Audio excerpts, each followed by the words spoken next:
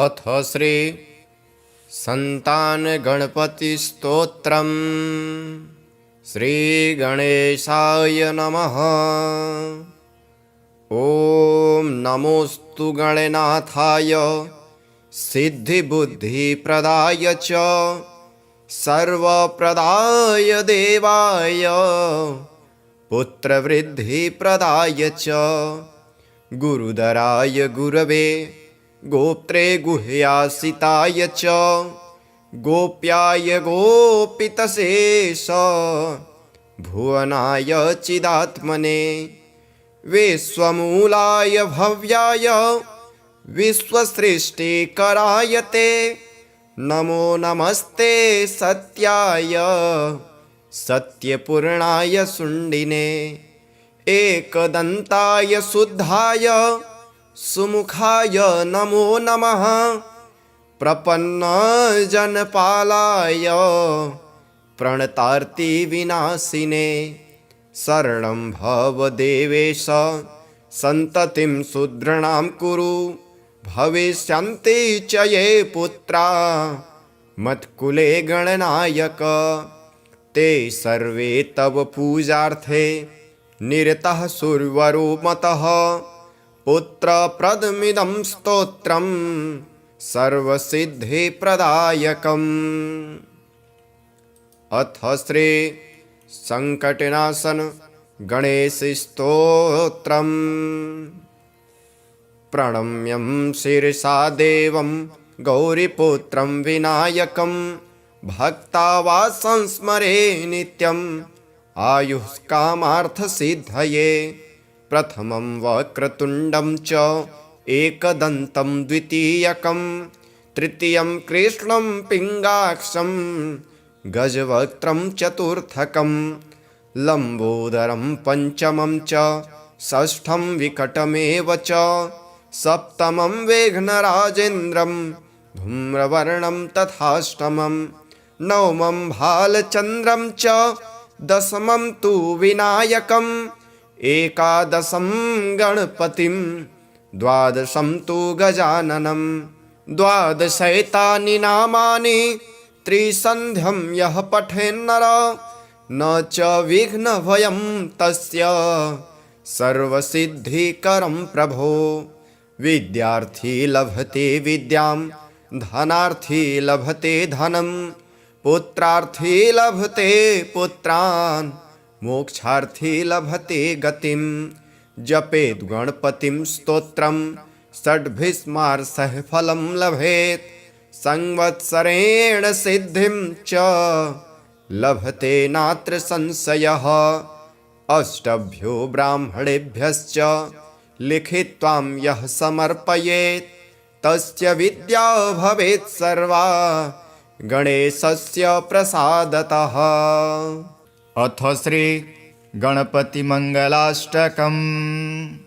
गजाननाय गङ्गेय सहजाय सदात्मने गौरीप्रियतनुजाय गणेशायास्तु मङ्गलम् नागयज्ञोपवीताय नतविघ्नविनाशिने नन्द्यादिगणनाथाय नायकायास्तु मङ्गलम् ईभवक्त्राय चेन्द्रादि वन्दिताय चिदात्मने ईशान प्रेमपात्राय चेष्टदायास्तु मङ्गलम् सुमुखाय सुषुण्डाग्ने क्षिप्तामृतघटाय च सुरवृन्दनिसेव्याय सुखदायास्तु मङ्गलम् चतुर्भुजाय चन्द्रार्ध विलसन्मस्तिकाय च चरणावनतार्नर्थ तारणायास्तु मङ्गलम् वक्रतुण्डाय वटवे वन्द्याय वरदाय च विरूपाक्षसुतायास्तु विघ्ननाशाय मङ्गलम् प्रामोदामोदरूपाय सिद्धिविज्ञानरूपिणे प्रकृष्टपापनाशाय फलदायास्तु मङ्गलम् मङ्गलं गणनाथाय मङ्गलं हरसूनवे मङ्गलं विघ्नराजाय विघ्नहर्त्रेस्तु मङ्गलम् श्लोकाष्टकमिदं पुण्यं मङ्गलप्रदमातरात् पठितव्यं प्रयत्नेन सर्वविघ्ननिवृत्तये। ॐ नमोऽस्तु गणनाथाय सिद्धिबुद्धिप्रदाय च सर्वप्रदाय देवाय पुत्रवृद्धिप्रदाय च गुरुधराय गुरवे गोप्त्रे गुह्यासिताय च गोप्याय गोपितशेष भुवनाय चिदात्मने विश्वमूलाय भव्याय विश्वसृष्टिकराय ते नमो नमस्ते सत्याय सत्यपूर्णाय शुण्डिने एकदन्ताय शुद्धाय सुमुखाय नमो नमः प्रपन्नजनपालाय प्रणतार्तिविनाशिने शरणं भव देवेश सन्ततिं शूद्राणां कुरु भविष्यन्ति च ये पुत्रा मत्कुले गणनायक ते सर्वे तव पूजार्थे निरतः सुरवरो मतः पुत्रप्रदमिदं स्तोत्रं सर्वसिद्धिप्रदायकम्। अथ श्री संकटनाशन गणेशस्तोत्रम्। प्रणम्यं शिरसा देवं गौरीपुत्रं विनायकं भक्तावासं स्मरे नित्यम् आयुष्कामार्थसिद्धये। प्रथमं वक्रतुण्डं च एकदन्तं द्वितीयकं तृतीयं कृष्णं पिङ्गाक्षं गजवक्त्रं चतुर्थकं लम्बोदरं पञ्चमं च षष्ठं विकटमेव च सप्तमं वेघ्नराजेन्द्रं धूम्रवर्णं तथाष्टमं नवमं भालचन्द्रं च दशमं तु विनायकम् एकादशं गणपतिं द्वादशं तु गजाननं द्वादशैतानि नामानि त्रिसन्ध्यं यः पठेन्नर न च विघ्नभयं तस्य सर्वसिद्धिकरं प्रभो। विद्यार्थी लभते विद्यां धनार्थी लभते धनं पुत्रार्थी लभते पुत्रान् मोक्षार्थी लभते गतिं। जपेत् गणपतिं स्तोत्रं षड्भिस्मार्षः फलं लभेत् संवत्सरेण सिद्धिं च लभते नात्र संशयः। अष्टभ्यो ब्राह्मणेभ्यश्च लिखित्वां यः समर्पयेत् तस्य विद्या भवेत् सर्वा गणेशस्य प्रसादतः। अथ श्री गणपतिमङ्गलाष्टकम्। गजाननाय गङ्गेय सहजाय सदात्मने गौरीप्रियतनुजाय गणेशायास्तु मङ्गलम्। नागयज्ञोपवीताय नतविघ्नविनाशिने नन्द्यादिगणनाथाय नायकायास्तु मङ्गलम्। ईभवक्त्राय चेन्द्रादिवन्दिताय चिदात्मने ईशानप्रेमपात्राय चेष्टदायास्तु मङ्गलम्। सुमुखाय सुषुण्डाग्ने क्षिप्तामृतघटाय च सुरवृन्दनिसेव्याय सुखदायास्तु मङ्गलम्। चतुर्भुजाय चन्द्रार्ध विलसन्मस्तिकाय च चरणावनतार्नर्थ तारणायास्तु मङ्गलम्। वक्रतुण्डाय वटवे वन्द्याय वरदाय च विरूपाक्षसुतायास्तु विघ्ननाशाय मङ्गलम्। प्रामोदामोदरूपाय सिद्धिविज्ञानरूपिणे प्रकृष्टपापनाशाय फलदायास्तु मङ्गलम्। मङ्गलं गणनाथाय मङ्गलं हरसूनवे मङ्गलं विघ्नराजाय विघ्नहर्त्रेस्तु मङ्गलम्। श्लोकाष्टकमिदं पुण्यं मङ्गलप्रदमातरात् पठितव्यं प्रयत्नेन सर्वविघ्ननिवृत्तये। ॐ नमोऽस्तु गणनाथाय सिद्धिबुद्धिप्रदाय च सर्वप्रदाय देवाय पुत्रवृद्धिप्रदाय च गुरुदराय गुरवे गोप्त्रे गुह्यासिताय च गोप्याय गोपितशेष भुवनाय चिदात्मने विश्वमूलाय भव्याय विश्वसृष्टिकराय ते नमो नमस्ते सत्याय सत्यपूर्णाय शुण्डिने एकदन्ताय शुद्धाय सुमुखाय नमो नमः प्रपन्नजनपालाय प्रणतार्तिविनाशिने शरणं भव देवेश सन्ततिं शूद्राणां कुरु भविष्यन्ति च ये पुत्रा मत्कुले गणनायक ते सर्वे तव पूजार्थे निरतः सुरवरो मतः पुत्रप्रदमिदं स्तोत्रं सर्वसिद्धिप्रदायकम्। अथ श्री संकटनाशन गणेशस्तोत्रम्। प्रणम्यं शिरसा देवं गौरीपुत्रं विनायकं भक्तावासं स्मरे नित्यम् आयुष्कामार्थसिद्धये। प्रथमं वक्रतुण्डं च एकदन्तं द्वितीयकं तृतीयं कृष्णं पिङ्गाक्षं गजवक्त्रं चतुर्थकं लम्बोदरं पञ्चमं च षष्ठं विकटमेव च सप्तमं वेघ्नराजेन्द्रं धूम्रवर्णं तथाष्टमं नवमं भालचन्द्रं च दशमं तु विनायकम् एकादशं गणपतिं द्वादशं तु गजाननं द्वादशैतानि नामानि त्रिसन्ध्यं यः पठेन्नर न च विघ्नभयं तस्य सर्वसिद्धिकरं प्रभो। विद्यार्थी लभते विद्यां धनार्थी लभते धनं पुत्रार्थी लभते पुत्रान् मोक्षार्थी लभते गतिं। जपेत् गणपतिं स्तोत्रं षड्भिस्मार्षः फलं लभेत् संवत्सरेण सिद्धिं च लभते नात्र संशयः। अष्टभ्यो ब्राह्मणेभ्यश्च लिखित्वां यः समर्पयेत् तस्य विद्या भवेत् सर्वा गणेशस्य प्रसादतः। अथ श्री गणपतिमङ्गलाष्टकम्। गजाननाय गङ्गेय सहजाय सदात्मने गौरीप्रियतनुजाय गणेशायास्तु मङ्गलम्।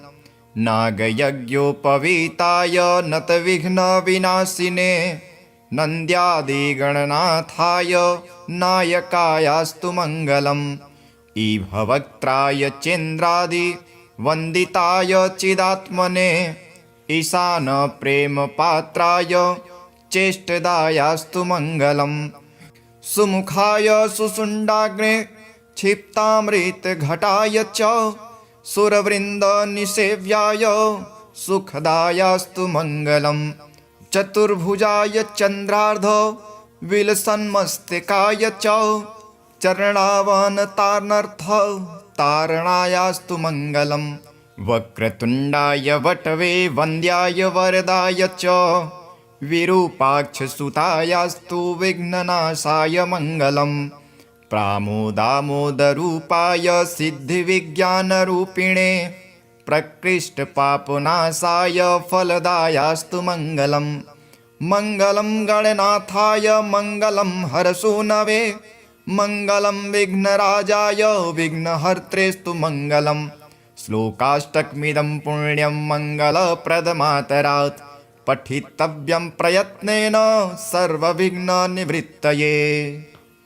ॐ नमोऽस्तु गणनाथाय सिद्धिबुद्धिप्रदाय च सर्वप्रदाय देवाय पुत्रवृद्धिप्रदाय च गुरुदराय गुरवे गोप्त्रे गुह्यासिताय च गोप्याय गोपितशेष भुवनाय चिदात्मने विश्वमूलाय भव्याय विश्वसृष्टिकराय ते नमो नमस्ते सत्याय सत्यपूर्णाय शुण्डिने एकदन्ताय शुद्धाय सुमुखाय नमो नमः प्रपन्नजनपालाय प्रणतार्तिविनाशिने शरणं भव देवेश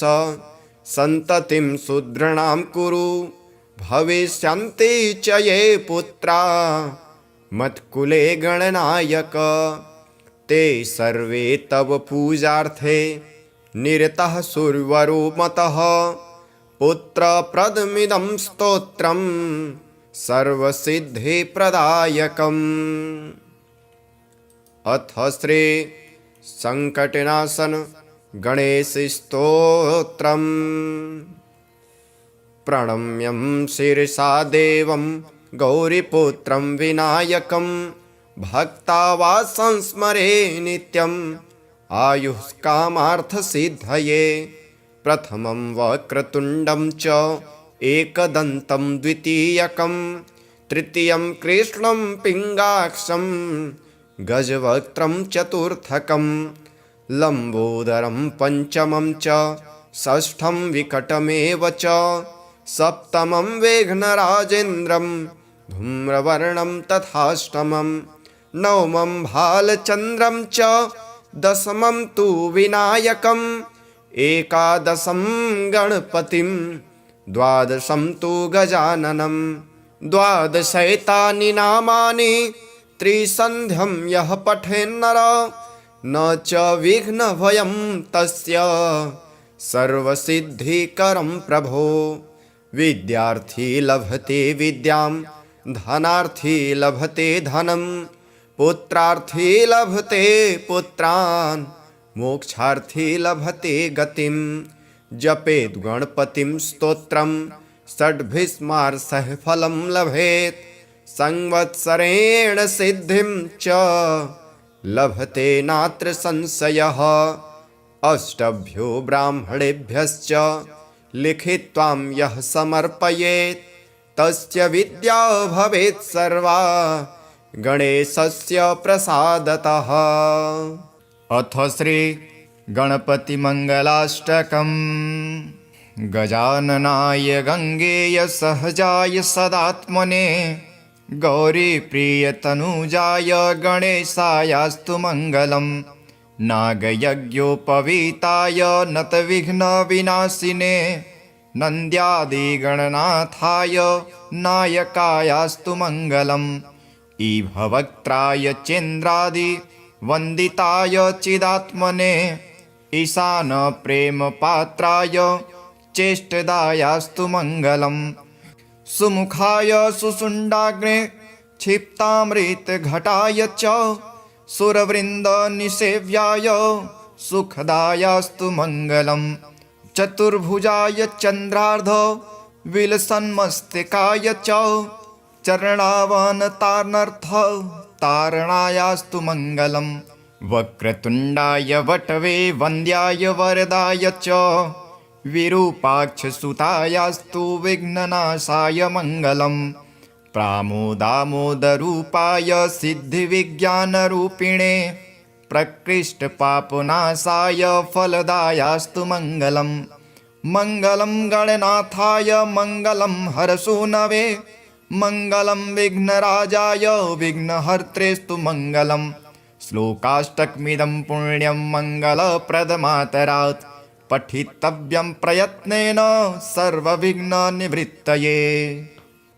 ॐ नमोऽस्तु गणनाथाय सिद्धिबुद्धिप्रदाय च सर्वप्रदाय देवाय पुत्रवृद्धिप्रदाय च गुरुधराय गुरवे गोप्त्रे गुह्यासिताय च गोप्याय गोपितशेष भुवनाय चिदात्मने विश्वमूलाय भव्याय विश्वसृष्टिकराय ते नमो नमस्ते सत्याय सत्यपूर्णाय शुण्डिने एकदन्ताय शुद्धाय सुमुखाय नमो नमः प्रपन्नजनपालाय प्रणतार्तिविनाशिने शरणं भव देवेश सन्ततिं शूद्राणां कुरु भविष्यन्ति च ये पुत्रा मत्कुले गणनायक ते सर्वे तव पूजार्थे निरतः सुरवरो मतः पुत्रप्रदमिदं स्तोत्रं सर्वसिद्धिप्रदायकम्। अथ श्री संकटनाशन गणेशस्तोत्रम्।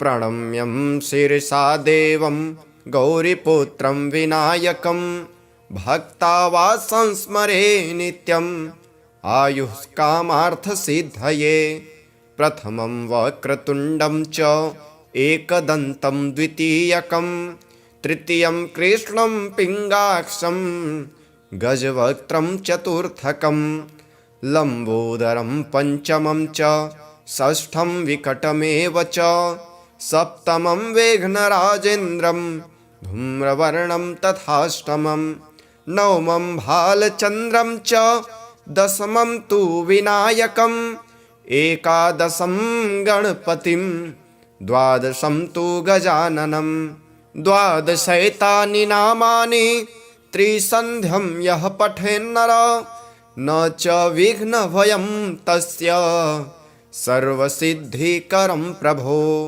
विद्यार्थी लभते विद्यां धनार्थी लभते धनं पुत्रार्थी लभते पुत्रान् मोक्षार्थी लभते गतिं जपेत् गणपतिं स्तोत्रं षड्भिस्मार्षः फलं लभेत् संवत्सरेण सिद्धिं च लभते नात्र संशयः।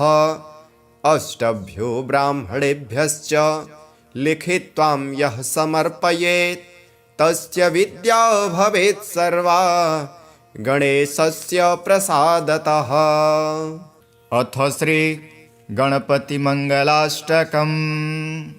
गजाननाय गङ्गेय सहजाय सदात्मने गौरीप्रियतनुजाय गणेशायास्तु मङ्गलम् नागयज्ञोपवीताय नतविघ्नविनाशिने नन्द्यादिगणनाथाय नायकायास्तु मङ्गलम् ईभवक्त्राय चेन्द्रादिवन्दिताय चिदात्मने ईशानप्रेमपात्राय चेष्टदायास्तु मङ्गलम् सुमुखाय सुषुण्डाग्ने क्षिप्तामृतघटाय च सुरवृन्दनिसेव्याय सुखदायास्तु मङ्गलम् चतुर्भुजाय चन्द्रार्ध विलसन्मस्तिकाय च चरणावनतार्नर्थ तारणायास्तु मङ्गलम् वक्रतुण्डाय वटवे वन्द्याय वरदाय च विरूपाक्षसुतायास्तु विघ्ननाशाय मङ्गलम् प्रामोदामोदरूपाय सिद्धिविज्ञानरूपिणे प्रकृष्टपापनाशाय फलदायास्तु मङ्गलम् मङ्गलं गणनाथाय मङ्गलं हरसूनवे मङ्गलं विघ्नराजाय विघ्नहर्त्रेस्तु मङ्गलम् श्लोकाष्टकमिदं पुण्यं मङ्गलप्रदमातरात् पठितव्यं प्रयत्नेन सर्वविघ्ननिवृत्तये। ॐ नमोऽस्तु गणनाथाय सिद्धिबुद्धिप्रदाय च सर्वप्रदाय देवाय पुत्रवृद्धिप्रदाय च गुरुधराय गुरवे गोप्त्रे गुह्यासिताय च गोप्याय गोपितशेष भुवनाय चिदात्मने विश्वमूलाय भव्याय विश्वसृष्टिकराय ते नमो नमस्ते सत्याय सत्यपूर्णाय शुण्डिने एकदन्ताय शुद्धाय सुमुखाय नमो नमः प्रपन्नजनपालाय प्रणतार्तिविनाशिने शरणं भव देवेश सन्ततिं शूद्राणां कुरु भविष्यन्ति च ये पुत्रा मत्कुले गणनायक ते सर्वे तव पूजार्थे निरतः सुरवरो मतः पुत्रप्रदमिदं स्तोत्रं सर्वसिद्धिप्रदायकम्। अथ श्री संकटनाशन गणेशस्तोत्रम्। प्रणम्यं शिरसा देवं गौरीपुत्रं विनायकं भक्तावा संस्मरे नित्यम् आयुष्कामार्थसिद्धये। प्रथमं वक्रतुण्डं च एकदन्तं द्वितीयकं तृतीयं कृष्णं पिङ्गाक्षं गजवक्त्रं चतुर्थकं लम्बोदरं पञ्चमं च षष्ठं विकटमेव च सप्तमं वेघ्नराजेन्द्रं धूम्रवर्णं तथाष्टमं नवमं भालचन्द्रं च दशमं तु विनायकम् एकादशं गणपतिं द्वादशं तु गजाननं द्वादशैतानि नामानि त्रिसन्ध्यं यः पठेन्नर न च विघ्नभयं तस्य सर्वसिद्धिकरं प्रभो। विद्यार्थी लभते विद्यां धनार्थी लभते धनं पुत्रार्थी लभते पुत्रान् मोक्षार्थी लभते गतिं। जपेत् गणपतिं स्तोत्रं षड्भिस्मार्षः फलं लभेत् संवत्सरेण सिद्धिं च लभते नात्र संशयः। अष्टभ्यो ब्राह्मणेभ्यश्च लिखित्वां यः समर्पयेत् तस्य विद्या भवेत् सर्वा गणेशस्य प्रसादतः। अथ श्री गणपतिमङ्गलाष्टकम्। गजाननाय गङ्गेय सहजाय सदात्मने गौरीप्रियतनुजाय गणेशायास्तु मङ्गलम्। नागयज्ञोपवीताय नतविघ्नविनाशिने नन्द्यादिगणनाथाय नायकायास्तु मङ्गलम्। ईभवक्त्राय चेन्द्रादि वन्दिताय चिदात्मने ईशानप्रेमपात्राय चेष्टदायास्तु मङ्गलम्। सुमुखाय सुषुण्डाग्ने क्षिप्तामृतघटाय च सुरवृन्दनिसेव्याय सुखदायास्तु मङ्गलम्।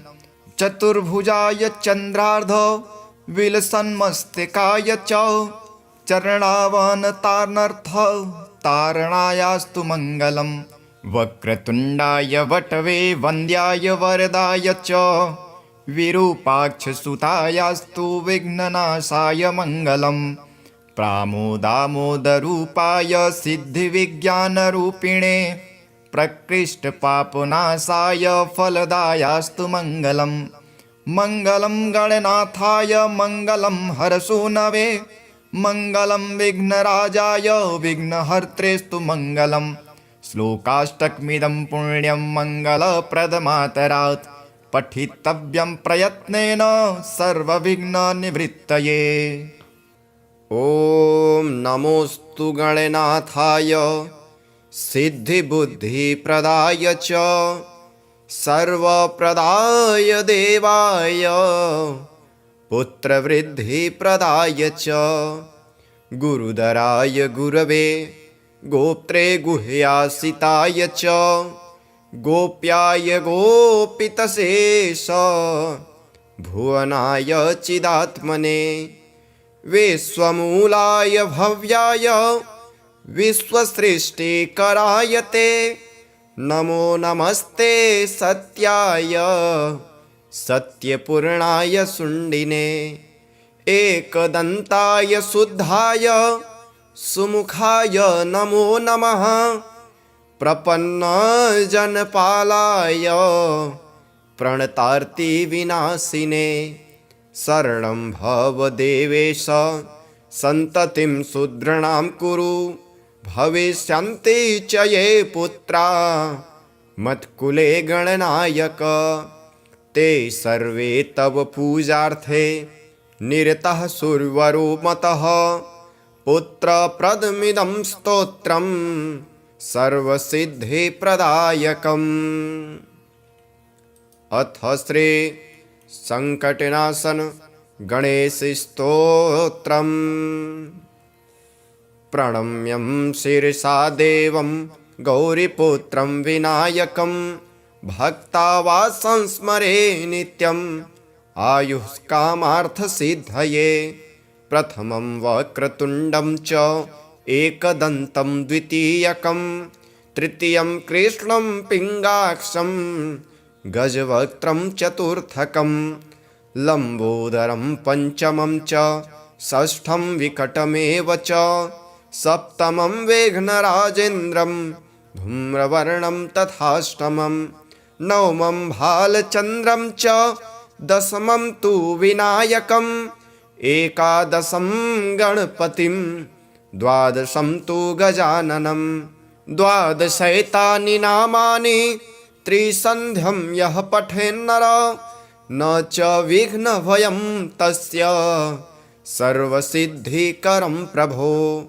विद्यार्थी लभते विद्यां धनार्थी लभते धनं पुत्रार्थी लभते पुत्रान् मोक्षार्थी लभते गतिं। जपेत् गणपतिं स्तोत्रं षड्भिस्मार्षः फलं लभेत् संवत्सरेण सिद्धिं च लभते नात्र संशयः। अष्टभ्यो ब्राह्मणेभ्यश्च लिखित्वां यः समर्पयेत् तस्य विद्या भवेत् सर्वा गणेशस्य प्रसादतः। अथ श्री गणपतिमङ्गलाष्टकम्। गजाननाय गङ्गेय सहजाय सदात्मने गौरीप्रियतनुजाय गणेशायास्तु मङ्गलम्। नागयज्ञोपवीताय नतविघ्नविनाशिने नन्द्यादिगणनाथाय नायकायास्तु मङ्गलम्। ईभवक्त्राय चेन्द्रादि वन्दिताय चिदात्मने ईशानप्रेमपात्राय चेष्टदायास्तु मङ्गलम्। सुमुखाय सुषुण्डाग्ने क्षिप्तामृतघटाय च सुरवृन्दनिसेव्याय सुखदायास्तु मङ्गलम्। चतुर्भुजाय चन्द्रार्ध विलसन्मस्तिकाय च चरणावनतार्नर्थ तारणायास्तु मङ्गलम्। वक्रतुण्डाय वटवे वन्द्याय वरदाय च विरूपाक्षसुतायास्तु विघ्ननाशाय मङ्गलम्। प्रामोदामोदरूपाय सिद्धिविज्ञानरूपिणे प्रकृष्टपापनाशाय फलदायास्तु मङ्गलम्। मङ्गलं गणनाथाय मङ्गलं हरसूनवे मङ्गलं विघ्नराजाय विघ्नहर्त्रेस्तु मङ्गलम्। श्लोकाष्टकमिदं पुण्यं मङ्गलप्रदमातरात् पठितव्यं प्रयत्नेन सर्वविघ्ननिवृत्तये। ॐ नमोऽस्तु गणनाथाय सिद्धिबुद्धिप्रदाय च सर्वप्रदाय देवाय पुत्रवृद्धिप्रदाय च गुरुधराय गुरवे गोप्त्रे गुह्यासिताय च गोप्याय गोपितशेष भुवनाय चिदात्मने विश्वमूलाय भव्याय विश्वसृष्टिकराय ते नमो नमस्ते सत्याय सत्यपूर्णाय शुण्डिने एकदन्ताय शुद्धाय सुमुखाय नमो नमः प्रपन्नजनपालाय प्रणतार्तिविनाशिने शरणं भव देवेश सन्ततिं शूद्राणां कुरु भविष्यन्ति च ये पुत्रा मत्कुले गणनायक ते सर्वे तव पूजार्थे निरतः सुरवरो मतः पुत्रप्रदमिदं स्तोत्रं सर्वसिद्धिप्रदायकम्। अथ श्री संकटनाशन गणेशस्तोत्रम्। प्रणम्यं शिरसा देवं गौरीपुत्रं विनायकं भक्ता वा संस्मरे नित्यम् आयुष्कामार्थसिद्धये।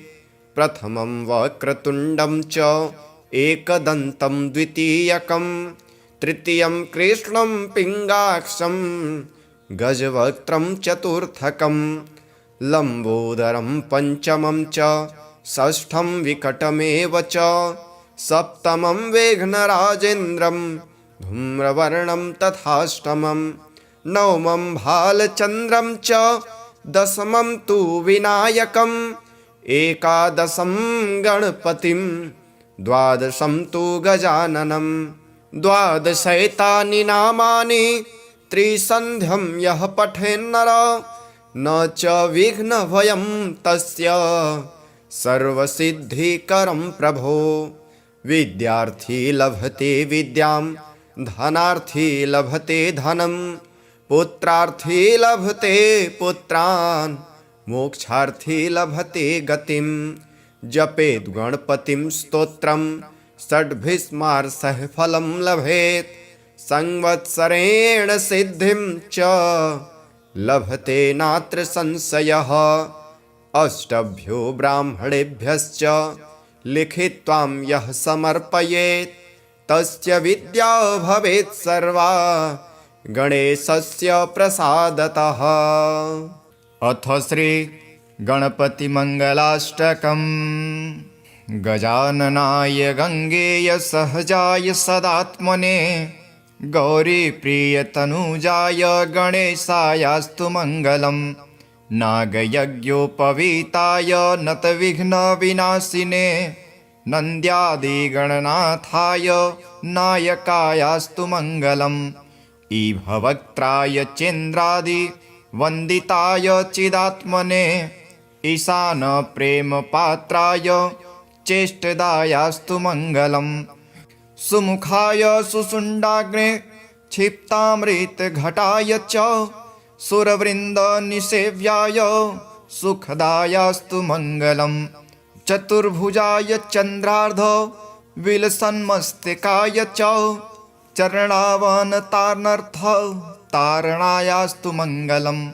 वक्रतुण्डाय वटवे वन्द्याय वरदाय च विरूपाक्षसुतायास्तु विघ्ननाशाय मङ्गलम्।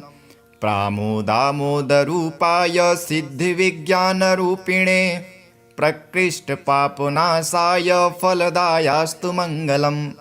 मङ्गलं गणनाथाय मङ्गलं हरसूनवे मङ्गलं विघ्नराजाय विघ्नहर्त्रेस्तु मङ्गलम्। श्लोकाष्टकमिदं पुण्यं मङ्गलप्रदमातरात् पठितव्यं प्रयत्नेन सर्वविघ्ननिवृत्तये। ॐ नमोऽस्तु गणनाथाय सिद्धिबुद्धिप्रदाय च सर्वप्रदाय देवाय पुत्रवृद्धिप्रदाय च गुरुधराय गुरवे गोप्त्रे गुह्यासिताय च गोप्याय गोपितशेष भुवनाय चिदात्मने विश्वमूलाय भव्याय विश्वसृष्टिकराय ते नमो नमस्ते सत्याय सत्यपूर्णाय शुण्डिने एकदन्ताय शुद्धाय सुमुखाय नमो नमः प्रपन्नजनपालाय प्रणतार्तिविनाशिने शरणं भव देवेश सन्ततिं शूद्राणां कुरु भविष्यन्ति च ये पुत्रा मत्कुले गणनायक ते सर्वे तव पूजार्थे निरतः सुरवरो मतः पुत्रप्रदमिदं स्तोत्रं सर्वसिद्धिप्रदायकम्। अथ श्री संकटनाशन गणेशस्तोत्रम्। प्रणम्यं शिरसा देवं गौरीपुत्रं विनायकं भक्ता वा संस्मरे नित्यम् आयुष्कामार्थसिद्धये। प्रथमं वक्रतुण्डं च एकदन्तं द्वितीयकं तृतीयं कृष्णं पिङ्गाक्षं गजवक्त्रं चतुर्थकं लम्बोदरं पञ्चमं च षष्ठं विकटमेव च सप्तमं वेघ्नराजेन्द्रं धूम्रवर्णं तथाष्टमं नवमं भालचन्द्रं च दशमं तु विनायकम् एकादशं गणपतिं द्वादशं तु गजाननं द्वादशैतानि नामानि त्रिसन्ध्यं यः पठेन्नर न च विघ्नभयं तस्य सर्वसिद्धिकरं प्रभो। विद्यार्थी लभते विद्यां धनार्थी लभते धनं पुत्रार्थी लभते पुत्रान् मोक्षार्थी लभते गतिं। जपेत् गणपतिं स्तोत्रं षड्भिस्मार्षः फलं लभेत् संवत्सरेण सिद्धिं च लभते नात्र संशयः। अष्टभ्यो ब्राह्मणेभ्यश्च लिखित्वां यः समर्पयेत् तस्य विद्या भवेत् सर्वा गणेशस्य प्रसादतः। अथ श्री गणपतिमङ्गलाष्टकम्। गजाननाय गङ्गेय सहजाय सदात्मने गौरीप्रियतनुजाय गणेशायास्तु मङ्गलम्। नागयज्ञोपवीताय नतविघ्नविनाशिने नन्द्यादिगणनाथाय नायकायास्तु मङ्गलम्। ईभवक्त्राय चेन्द्रादि वन्दिताय चिदात्मने ईशानप्रेमपात्राय चेष्टदायास्तु मङ्गलम्। सुमुखाय सुषुण्डाग्ने क्षिप्तामृतघटाय च सुरवृन्दनिसेव्याय सुखदायास्तु मङ्गलम्। चतुर्भुजाय चन्द्रार्ध विलसन्मस्तिकाय च चरणावनतार्नर्थ तारणायास्तु मङ्गलम्। वक्रतुण्डाय वटवे वन्द्याय वरदाय च विरूपाक्षसुतायास्तु विघ्ननाशाय मङ्गलम्। प्रामोदामोदरूपाय सिद्धिविज्ञानरूपिणे प्रकृष्टपापनाशाय फलदायास्तु मङ्गलम्। मङ्गलं गणनाथाय मङ्गलं हरसूनवे मङ्गलं विघ्नराजाय विघ्नहर्त्रेस्तु मङ्गलम्। श्लोकाष्टकमिदं पुण्यं मङ्गलप्रदमातरात् पठितव्यं प्रयत्नेन सर्वविघ्ननिवृत्तये। ॐ नमोऽस्तु गणनाथाय सिद्धिबुद्धिप्रदाय च सर्वप्रदाय देवाय पुत्रवृद्धिप्रदाय च गुरुधराय गुरवे गोप्त्रे गुह्यासिताय च गोप्याय गोपितशेष भुवनाय चिदात्मने विश्वमूलाय भव्याय विश्वसृष्टिकराय ते नमो नमस्ते सत्याय सत्यपूर्णाय शुण्डिने एकदन्ताय शुद्धाय सुमुखाय नमो नमः। प्रपन्नजनपालाय प्रणतार्तिविनाशिने शरणं भव देवेश सन्ततिं शूद्राणां कुरु भविष्यन्ति च ये पुत्रा मत्कुले गणनायक। ते सर्वे तव पूजार्थे निरतः सुरवरो मतः पुत्रप्रदमिदं स्तोत्रं सर्वसिद्धिप्रदायकम्। अथ श्री संकटनाशन गणेशस्तोत्रम्। प्रणम्यं शिरसा देवं गौरीपुत्रं विनायकं भक्तावासं स्मरे नित्यम् आयुष्कामार्थसिद्धये। प्रथमं वक्रतुण्डं च एकदन्तं द्वितीयकं तृतीयं कृष्णं पिङ्गाक्षं गजवक्त्रं चतुर्थकं लम्बोदरं पञ्चमं च षष्ठं विकटमेव च सप्तमं वेघ्नराजेन्द्रं धूम्रवर्णं तथाष्टमं नवमं भालचन्द्रं च दशमं तु विनायकम् एकादशं गणपतिं द्वादशं तु गजाननं द्वादशैतानि नामानि त्रिसन्ध्यं यः पठेन्नर न च विघ्नभयं तस्य सर्वसिद्धिकरं प्रभो।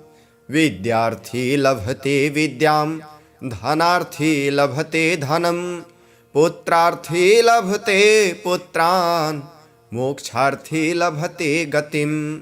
जपेत् गणपतिं स्तोत्रं षड्भिस्मार्षः फलं लभेत् संवत्सरेण सिद्धिं च लभते नात्र संशयः। अष्टभ्यो ब्राह्मणेभ्यश्च लिखित्वां यः समर्पयेत् तस्य विद्या भवेत् सर्वा गणेशस्य प्रसादतः। अथ श्री गणपतिमङ्गलाष्टकम्।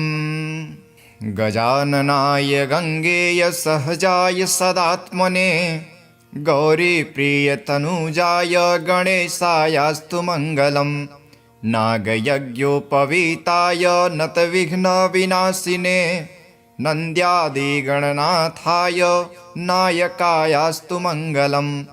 ईभवक्त्राय चेन्द्रादि वन्दिताय चिदात्मने ईशानप्रेमपात्राय चेष्टदायास्तु मङ्गलम्। सुमुखाय सुषुण्डाग्ने क्षिप्तामृतघटाय च सुरवृन्दनिसेव्याय सुखदायास्तु मङ्गलम्। चतुर्भुजाय चन्द्रार्ध विलसन्मस्तिकाय च चरणावनतार्नर्थ तारणायास्तु मङ्गलम्। वक्रतुण्डाय वटवे वन्द्याय वरदाय च विरूपाक्षसुतायास्तु विघ्ननाशाय मङ्गलम्। प्रामोदामोदरूपाय सिद्धिविज्ञानरूपिणे प्रकृष्टपापनाशाय फलदायास्तु मङ्गलम्। मङ्गलं गणनाथाय मङ्गलं हरसूनवे मङ्गलं विघ्नराजाय विघ्नहर्त्रेस्तु मङ्गलम्। श्लोकाष्टकमिदं पुण्यं मङ्गलप्रदमातरात् पठितव्यं प्रयत्नेन सर्वविघ्ननिवृत्तये। ॐ नमोऽस्तु गणनाथाय सिद्धिबुद्धिप्रदाय च सर्वप्रदाय देवाय पुत्रवृद्धिप्रदाय च गुरुधराय गुरवे गोप्त्रे गुह्यासिताय च गोप्याय गोपितशेष भुवनाय चिदात्मने विश्वमूलाय भव्याय विश्वसृष्टिकराय ते नमो नमस्ते सत्याय सत्यपूर्णाय शुण्डिने एकदन्ताय शुद्धाय सुमुखाय नमो नमः। प्रपन्नजनपालाय प्रणतार्तिविनाशिने शरणं भव देवेश सन्ततिं शूद्राणां कुरु भविष्यन्ति च ये पुत्रा मत्कुले गणनायक। ते सर्वे तव पूजार्थे निरतः सुरवरो मतः पुत्रप्रदमिदं स्तोत्रं सर्वसिद्धिप्रदायकम्। अथ श्री संकटनाशन गणेशस्तोत्रम् प्रणम्यं शिरसा देवं गौरीपुत्रं विनायकं भक्ता वा संस्मरे नित्यम् आयुष्कामार्थसिद्धये प्रथमं वक्रतुण्डं च एकदन्तं द्वितीयकं तृतीयं कृष्णं पिङ्गाक्षं गजवक्त्रं चतुर्थकं लम्बोदरं पञ्चमं च षष्ठं विकटमेव च सप्तमं वेघ्नराजेन्द्रं धूम्रवर्णं तथाष्टमं नवमं भालचन्द्रं च दशमं तु विनायकम् एकादशं गणपतिं द्वादशं तु गजाननं द्वादशैतानि नामानि त्रिसन्ध्यं यः पठेन्नर न च विघ्नभयं तस्य सर्वसिद्धिकरं प्रभो विद्यार्थी लभते विद्यां धनार्थी लभते धनं पुत्रार्थी लभते पुत्रान् मोक्षार्थी लभते गतिं जपेत् गणपतिं स्तोत्रं षड्भिस्मार्षः फलं लभेत् संवत्सरेण सिद्धिं च लभते नात्र संशयः अष्टभ्यो ब्राह्मणेभ्यश्च लिखित्वां यः समर्पयेत् तस्य विद्या भवेत् सर्वा गणेशस्य प्रसादतः। अथ श्री गणपतिमङ्गलाष्टकम् गजाननाय गङ्गेय सहजाय सदात्मने गौरीप्रियतनुजाय गणेशायास्तु मङ्गलम् नागयज्ञोपवीताय नतविघ्नविनाशिने नन्द्यादिगणनाथाय नायकायास्तु मङ्गलम् ईभवक्त्राय चेन्द्रादिवन्दिताय चिदात्मने ईशानप्रेमपात्राय चेष्टदायास्तु मङ्गलम् सुमुखाय सुषुण्डाग्ने क्षिप्तामृतघटाय च सुरवृन्दनिसेव्याय सुखदायास्तु मङ्गलम् चतुर्भुजाय चन्द्रार्ध विलसन्मस्तिकाय च चरणावनतार्नर्थ तारणायास्तु मङ्गलम् वक्रतुण्डाय वटवे वन्द्याय वरदाय च विरूपाक्षसुतायास्तु विघ्ननाशाय मङ्गलम् प्रामोदामोदरूपाय सिद्धिविज्ञानरूपिणे प्रकृष्टपापनाशाय फलदायास्तु मङ्गलम् मङ्गलं गणनाथाय मङ्गलं हरसूनवे मङ्गलं विघ्नराजाय विघ्नहर्त्रेस्तु मङ्गलम् श्लोकाष्टकमिदं पुण्यं मङ्गलप्रदमातरात् पठितव्यं प्रयत्नेन सर्वविघ्ननिवृत्तये।